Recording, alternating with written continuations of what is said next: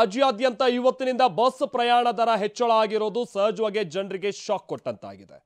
ಸರ್ಕಾರದ ವಿರುದ್ಧ ಸಿಡಿದೆದ್ದಂತ ಮಹಿಳೆಯರು ನಿಮ್ಮ ಗ್ಯಾರಂಟಿನೇ ಬೇಡ ಅಂತ ಹೇಳ್ತಿದ್ದಾರೆ. ಇದೊಂದು ವಸೂಲಿ ಸರ್ಕಾರ ಅಂತನೂ ಆಕ್ರೋಶವನ್ನ ಹೊರಹಾಕ್ತಾ ಇದ್ದಾರೆ ಜನ. ಬನ್ನಿ ಇದಕ್ಕೆ ಸಂಬಂಧಪಟ್ಟ ಹಾಗಿನ ರಿಪೋರ್ಟ್ ನೋಡ್ಕೊಂಬೋಣ.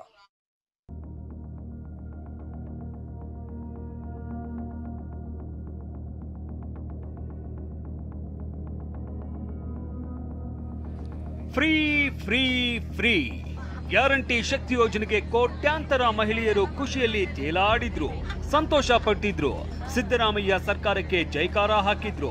ಆದ್ರೆ ಇದೀಗ ಅದೇ ಮಹಿಳೆಯರು ಧಿಕ್ಕಾರ ಕೂಗುವ ಸನ್ನಿವೇಶ ಸೃಷ್ಟಿಯಾಗಿದೆ. ಬಸ್ ಪ್ರಯಾಣ ದರ ಹೆಚ್ಚಳ ವಿರೋಧಿಸಿ ಮಹಿಳೆಯರೇ ಪುರುಷರ ಪರ ನಿಂತಿದ್ದಾರೆ. ನಿಮ್ಮ ಉಚಿತ ಯೋಜನೆಗಳೇ ಬೇಡ, ನೆಮ್ಮದಿಯಾಗಿ ದುಡ್ಡು ಕೊಟ್ಟು ಹೋಗ್ತೀವಿ ಅಂತಿದ್ದಾರೆ. ರಾಜ್ಯ ಸರ್ಕಾರದ ನಿರ್ಧಾರಕ್ಕೆ ರಾಜ್ಯಾದ್ಯಂತ ಆಕ್ರೋಶ ವ್ಯಕ್ತವಾಗ್ತಾ ಇದೆ.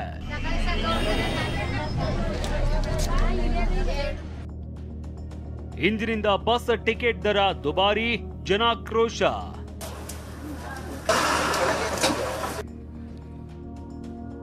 ಬಸ್ ಟಿಕೆಟ್ ದರ ಏರಿಕೆ ಖಂಡಿಸಿ ಕೆಆರ್ಎಸ್ ಪಕ್ಷ ಪ್ರೊಟೆಸ್ಟ್.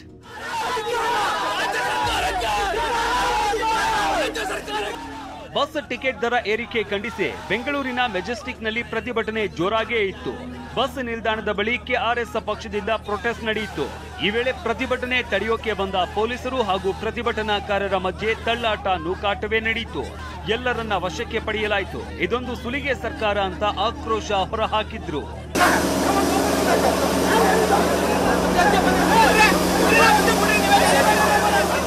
ನಿಮ್ಮ ಗ್ಯಾರಂಟಿ ಯೋಜನೆ ಯಾರಿಗೆ ಬೇಕು ಅಂತ ಸರ್ಕಾರದ ವಿರುದ್ಧ ಪ್ರತಿಭಟನಾಕಾರರು ಆಕ್ರೋಶ ಹೊರಹಾಕಿದ್ರು. ಬಡ ಜನರಿಗೆ ಈಗಿನವಾಗಿ ಬಡ ಜನರನ್ನ ದರವನ್ನ ಹೇರಿಕೆ, ಬಸ್ ಟಿಕೆಟ್ ದರವನ್ನ ಹೇರಿಕೆ ಮಾಡಿದೆ. ಯಾರಿಗೆ ಬೇಕಾಗಿತ್ತು ಸ್ವಾಮಿ ಗ್ಯಾರಂಟಿ ಯೋಜನೆಗಳು? ಜನಪರವಾಗಿರ್ಬೇಕಾಗಿದ್ದಂತ ಸರ್ಕಾರ ಈಗ ಜನರನ್ನ ಜೇಬಿಗೆ ಕತ್ರಿ ಆಗ್ತಿದೆ. ಈ ಗ್ಯಾರಂಟಿ ಯೋಜನೆಗಳಿಗೋಸ್ಕರ 15% ಏರಿಕೆ ಮಾಡಿದೆ. ಇಂಥ ಸರ್ಕಾರಕ್ಕೆ ಎಲ್ಲ ಜನರನ್ನು ಸಹ ಮತ ಹಾಕಿ ಗೆಲ್ಸಿದಾರೆ. ಇಂಥದ್ದನ್ನ ಅವ್ರಿಗೆ ನಾಚಿಕೆ ಆಗ್ಬೇಕಾಗಿದೆ. ಬಸ್ ಪ್ರಯಾಣ ದರ ಹೆಚ್ಚಳಕ್ಕೆ ಬೆಂಗಳೂರಿನಲ್ಲಿ ಜನಾಕ್ರೋಶ ವ್ಯಕ್ತವಾಯಿತು. 80 ರೂಪಾಯಿ ಇತ್ತಂತೆ, ಈಗ 91 ಆಗಿದೆ. ಇದು ಹೊಸ ವರ್ಷಕ್ಕೆ ಬರೇ ಇದು ಖಂಡನೀಯ. ಏನೇ ಅಂದ್ರು ಮಿಡಲ್ ಕ್ಲಾಸ್ ಜನಕ್ಕೆ ಓಡಾಡೋದು ಏನ್ ಮಾಡೋದಕ್ಕೂ ಎಲ್ಲದಕ್ಕೂ ಹೊರೇನೆ. ಫ್ರೀನೇ ಬೇಡ ಅನ್ಸುತ್ತೆ ಸರ್. ಎಲ್ಲಾರ್ಗು ಅಮೌಂಟ್ ಕೊಟ್ಬಿಟ್ಟು ಆರಾಮಾಗಿ ಹೋಗೋಣ. ಫ್ರೀ ಇರೋದು ನಮ್ಗೆ ಇಷ್ಟ ಇಲ್ಲ ಸರ್. ನಾವ್ ಯಾವತ್ತೋ ಒಂದಿನ ಜರ್ನಿ ಮಾಡೋದಷ್ಟೇ. ಹಾಲು ಸುಧದಿಂದನೂ ರೈಟ್ ಜಾಸ್ತಿ ಮಾಡ್ಬಿಟ್ರು. ಸರ್ಕಾರಿ ಬಸ್ ಟಿಕೆಟ್ ದರ ಏರಿಕೆಗೆ ವಿಪಕ್ಷ ಬಿಜೆಪಿ, ಜೆಡಿಎಸ್ ನಾಯಕರು ಆಕ್ರೋಶ ಹೊರಹಾಕಿದ್ರು. ಬೆಂಗಳೂರಲ್ಲಿ ಮಾತನಾಡಿದ ಮಾಜಿ ಸಿಎಂ ಬಿಎಸ್ ಯಡಿಯೂರಪ್ಪ, ಅಂದು ಸುಳ್ಳು ಭರವಸೆ ನೀಡಿ ಇವತ್ತು ಬಸ್ ದರ ಏರಿಕೆ ಮಾಡಿದೆ ಅಂತ ಹೇಳಿದ್ರು. ಇನ್ನು ಗ್ಯಾರಂಟಿಗಳನ್ನ ರದ್ದು ಮಾಡೋದಕ್ಕೆ ಸರ್ಕಾರ ಪ್ಲಾನ್ ಮಾಡ್ತಾ ಇದೆ ಅಂತ ಕೇಂದ್ರ ಸಚಿವ ಕುಮಾರಸ್ವಾಮಿ ಟೀಕಿಸಿದ್ದಾರೆ.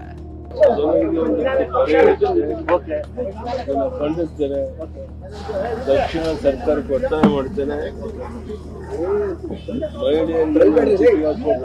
ಭಾರವನ್ನು ದಕ್ಷಿಣ ಏರಿಕೆ ವಾಪಸ್ ಕೊಡಬೇಕು ಅಂತೇಳಿ ಈ ಸಂದರ್ಭದಲ್ಲಿ ಒತ್ತಾಯ ಮಾಡ್ತಾರೆ. ಇವೆಲ್ಲ ಮುಂದೆ ಬಹುಶಃ ಇವ್ರು ಹೋಗ್ತಿರೋ ಮಾರ್ಗ ನೋಡಿದ್ರೆ ಹುಡುಕ್ತಾ ಇದ್ದಾರೆ. ಈಗ ಯಾವ್ಯಾವ ರೀತಿಯಲ್ಲಿ ಸಬೂಬುಗಳು ಕೊಟ್ಟುಬಿಟ್ಟು ಈ ಯೋಜನೆಗಳನ್ನು ನಿಲ್ಲಿಸ್ತಕ್ಕಂಥದ್ದಕ್ಕೆ ಏನೇನು ಮುಂದಿನ ದಿನಗಳಲ್ಲಿ ಪೀಟಿಗೆ ಹಾಕಬೇಕು ಅನ್ನೋದಕ್ಕೆ ಇದೆಲ್ಲ ಒಂದು ಹುನ್ನಾರವೂ ನಡೀತಾ ಇದೆ ಅನ್ನೋದು ನನ್ನ ಅಭಿಪ್ರಾಯ. ಇತ್ತ ಸರ್ಕಾರದ ವಿರುದ್ಧ ವಾಗ್ದಾಳಿ ನಡೆಸಿದ ಸಂಸದ ಕೆ ಸುಧಾಕರ್, ಸಾರಿಗೆ ಸಂಸ್ಥೆ ಲಾಭದಲ್ಲಿವೆ ಅಂತ ಸಚಿವರು ಹೇಳ್ತಾರೆ, ಆದ್ರೆ ವಾಸ್ತವಾಂಶವೇ ಬೇರೆ ಇದೆ ಅಂದಿದ್ದಾರೆ. ಉಚಿತ ಪ್ರಯಾಣದ ಹೊರೆಯನ್ನ ಗಂಡಸರಿಗೆ ಹಾಕಿದ್ದಾರೆ. ಗಂಡಸರು ಏನ್ ಪಾಪ ಮಾಡಿದ್ದಾರೆ ಅಂತ ಶಾಸಕ ಯತ್ನಾಳ್ ಪ್ರಶ್ನಿಸಿದ್ದಾರೆ. ಯಾವಾಗ ಇವರು ಹಣಕಾಸಿನ ಏನು ವ್ಯವಸ್ಥೆಯನ್ನು ಸರಿಯಾಗಿ ಮಾಡದೇ ಇಲ್ಲ, ನಿರ್ವಹಣೆಯನ್ನು ಮಾಡೋದಕ್ಕಾಗದೇ ಇರತಕ್ಕಂಥ ಸಂದರ್ಭದಲ್ಲಿ ಇವೆಲ್ಲ ಕೂಡ ಸರ್ವೇ ಸಾಮಾನ್ಯ. ಇದನ್ನು ನಾವು ಎಕ್ಸ್ಪೆಕ್ಟ್ ಮಾಡಿದ್ವಿ, ಇದು ನಿರೀಕ್ಷೆ ಮಾಡಿದ್ವಿ. ಇವರು ಎಷ್ಟೇನೋ ನಮಗೆ ಬಸ್ ಟ್ರಾನ್ಸ್ಪೋರ್ಟಲ್ಲಿ ಕಾರ್ಪೊರೇಷನ್ಸ್ ಭಾಳ ಲಾಭ ಅಂತ ಮಾನ್ಯ ರಾಮಲಿಂಗ ರೆಡ್ಡಿ ಅವರು ಹೇಳಿದರೂ ಕೂಡ ವಾಸ್ತವ ಸ್ಥಿತಿನೇ ಬೇರೆ ಇದೆ. ನೋಡ್ರಿ, ಹೆಣ್ಮಕ್ಳಿಗೆ ಪೊಕಟ್ ಕೊಟ್ಟು ಗಂಡಸರಿಗೆ ಹಾಕ್ಯಾರ. ಗಂಡಸರು ಏನು ಪಾಪ ಮಾಡ್ಯಾರಪ್ಪ? ಅದಕ್ಕೆ ನಾನು ಎಲ್ಲ ಕರ್ನಾಟಕದ ಗಂಡಸರಿಗೆ ವಿನಂತಿ ಮಾಡ್ಕೊತೀನಿ, ಮುಂದಿನ ಸಲ ಕಾಂಗ್ರೆಸ್ಗೆ ಯಾರು ಓಟ್ ಹಾಕ. ಮತ್ತು ಇದು ಹೆಣ್ಮಕ್ಳಿಗೂ ಅನ್ಯಾಯ. ಅವರಿಗೆ ಪೊಕಟ್ ಕೊಟ್ಟರು, ಅವ್ರ ಮಗ ಶಾಲಿಗೆ ಹೋಗ್ತಾನೆ, ಅವನಿಗೆ ಹೆಚ್ಚಾಗೈತಿ. ಅವ್ರ ಮಕ್ಕಳು ಎಲ್ಲ ನೌಕರಿಗೆ ಹೋಗೋರು, ಅವ್ರಿಗೆ ಬಸ್ ಚಾರ್ಜ್ ಹೆಚ್ಚಾಗೈತಿ, ಗಂಡಿಗೆ ಹೆಚ್ಚಾಗೈತಿ. ಮತ್ತು ಗಂಡದ ರಕ್ಷಣೆ ಮಾಡಬೇಕಾದ್ರೆ ಹೆಣ್ಮಕ್ಳು ಕಾಂಗ್ರೆಸ್ಗೆ ಓಟ್ ಹಾಕಬಾರ್ದು ಅಂತ ನಮ್ಮ ವಿನಂತಿ. ಸರ್ಕಾರಿ ಬಸ್ ಟಿಕೆಟ್ ದರ ಏರಿಕೆ ಸಮರ್ಥಿಸಿಕೊಂಡ ಸಿಎಂ. ಇನ್ನು ಬಸ್ ಟಿಕೆಟ್ ದರ ಏರಿಕೆಯನ್ನ ಸಿಎಂ ಸಿದ್ದರಾಮಯ್ಯ ಸಮರ್ಥಿಸಿಕೊಂಡಿದ್ದಾರೆ. ಈ ಬಗ್ಗೆ ದಾವಣಗೆರೆಯಲ್ಲಿ ಮಾತನಾಡಿದ ಸಿಎಂ, ಎಲ್ಲಾ ಸರ್ಕಾರಗಳ ಅವಧಿಯಲ್ಲಿ ಬಸ್ ದರ ಹೆಚ್ಚಿಸಿದೆ. 4 ನಿಗಮಗಳು ತೊಂದರೆಯಲ್ಲಿವೆ, ಹೀಗಾಗಿ ಟಿಕೆಟ್ ದರ ಹೆಚ್ಚಳ ಮಾಡಿದ್ದೇವೆ ಎಂದಿದ್ದಾರೆ. ಇನ್ನು ಸಚಿವರು ಸರ್ಕಾರದ ನಿರ್ಧಾರ ಸಮರ್ಥಿಸಿಕೊಂಡಿದ್ದಾರೆ. KSRTC ಬಸ್ ದರ ಎಲ್ಲಾ ಕಾಲದಲ್ಲೂ ಕೂಡ ನಡ್ಕ ಬಂದಿದೆ, ಎಲ್ಲ ಸರ್ಕಾರಗಳಲ್ಲೂ ಕೂಡ ನಡ್ಕ ಬಂದಿದೆ. ಅಲ್ಲಿ ನೌಕರರ ಸಂಬಳ ಜಾಸ್ತಿ ಆಗ್ತದೆ, ಡೀಸೆಲ್ ಬೆಲೆ ಜಾಸ್ತಿ ಆಗ್ತದೆ, ಬಸ್ಸಿನ ಕೊಂಡ್ಕೊಳ್ತಕ್ಕಂಥದ್ದು ಬಸ್ಸಿನ ಬೆಲೆ ಕೂಡ ಜಾಸ್ತಿ ಆಗ್ತಾ ಇರ್ತದೆ, ಮತ್ತೆ ಇನ್ಫ್ಲೇಷನ್ ಕೂಡ ಇರ್ತದೆ. ಸೊ ನಾವು ಬೆಲೆ ಏರಿಸಿ 5 ವರ್ಷಗಳ ಹಿಂದೆ 2000 ಇಸ್ವಿನಲ್ಲಿ ಬೆಲೆ ಏರಿಸಿ ಇದ್ದು ಬೆಲೆ ಹೆಚ್ಚಿಗೆ ಆಗಿದ್ದು. KSRTC ಕಾರ್ಪೊರೇಷನ್ಗಳಿದ್ದಾವಲ್ಲ ಅವು ಎಲ್ಲ ತೊಂದರೆನಲ್ಲಿದ್ದಾವೆ ಅಂತ ಹೇಳಿದ್ರು. ಹಾಗಾಗಿ ಮತ್ತೆ ಬಹಳ ದಿನಗಳಿಂದ ಬೇಡಿಕೆ ಇತ್ತು. ಇವತ್ತೇನು ಬಿಜೆಪಿಯವರು ಈ ದರ ಏರಿಕೆ ಬಗ್ಗೆ ಮಾತನಾಡ್ತಿದ್ದಾರೆ, ಸ್ವಲ್ಪ ಏನಾನ ಅವ್ರು ಇದ್ರ ಬಗ್ಗೆ ಚರ್ಚೆಗೆ ಬಂದರೆ ಮಾತಾಡೋಣ. ನಾನು ಭಾಳ ಸಲ ಮಾತನಾಡಿದ್ದೀನಿ. ಯಾಕೆ ಆಗ್ತಾ ಇದೆ ಅಂತಂದರೆ, ಡೀಸೆಲ್ ಪೆಟ್ರೋಲ್ ಇವತ್ತು ಕೇಂದ್ರ ಸರ್ಕಾರ ಮನಸ್ಸು ಮಾಡಿದ್ರೆ ಅವರು 40 ರೂಪಾಯಿಗೆ 30 ರೂಪಾಯಿ ಕೊಡ್ಬೋದು. ಇವತ್ತು ಕೇಂದ್ರ ಸರ್ಕಾರ ಮನಸ್ಸು ಮಾಡಿದ್ರೆ ಡೀಸೆಲ್ ಪೆಟ್ರೋಲು 40 ರೂಪಾಯಿಗೆ 30 ರೂಪಾಯಿಗೆ ಕೊಡ್ತಕ್ಕಂಥ ಸಾಧ್ಯತೆ ಇದೆ. 15 ವರ್ಷ ಆಗಿದೆ KSRTC ಸಂಸ್ಥೆಯಲ್ಲಿ ರೇಟ್ ರಿವೈಸ್ ಆಗಿದೆ.